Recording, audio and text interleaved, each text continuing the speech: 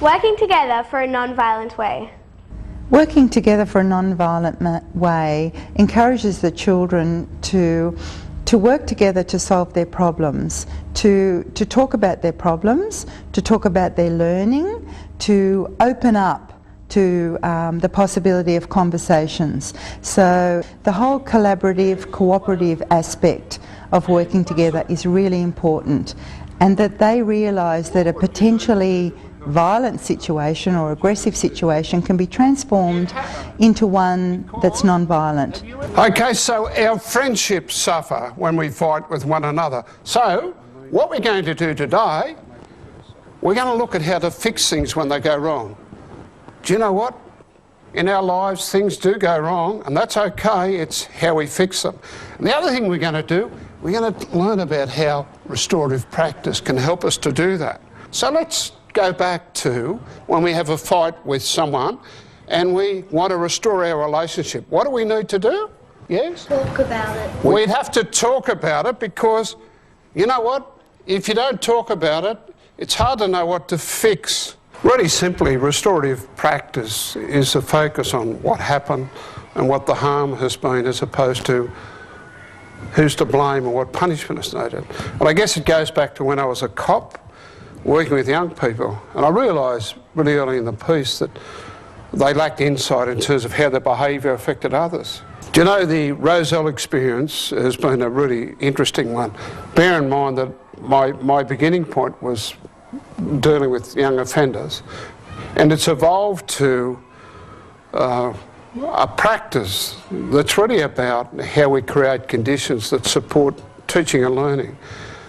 And when kids can learn the language and the practice in a way that actually helps them to build and sustain healthy relationships, it's a great basis for learning. I've always been interested in the link between behaviour and learning. It's always fascinated me, and I've always believed that if children were engaged in their learning and felt happy and contented, then there were not many behavioural problems as such. I met Terry O'Connell 12 years ago, and I was fascinated by his training in restorative justice, and I also at that stage had the training in the HIP program.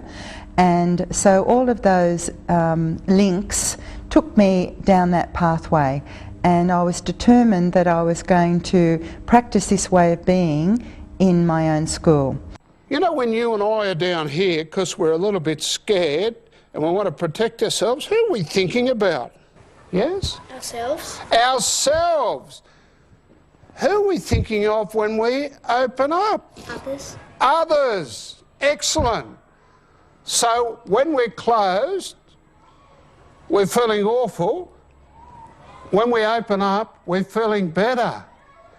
When do we learn best? When we're closed or we're open? I guess critical to a restorative conversation is to have an open, respectful conversation. So rather than ask, why did you do it, which is really blaming and it doesn't open someone up, we ask, what happened? We talk about, who do you think has been affected by this? Which is very different from the notion of saying, why did you do it, you're to blame, we need to punish you. And you know what?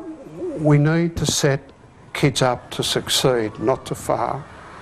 We need to create rituals in which they learn how to take responsibility. And we need to create rituals that allow kids to make choices based on relationships rather than fear of punishment. They will remember the positive influence that adults had in their lives, that other children had in their lives, and go on and be what they really want to be and just grow and flower in that journey of life.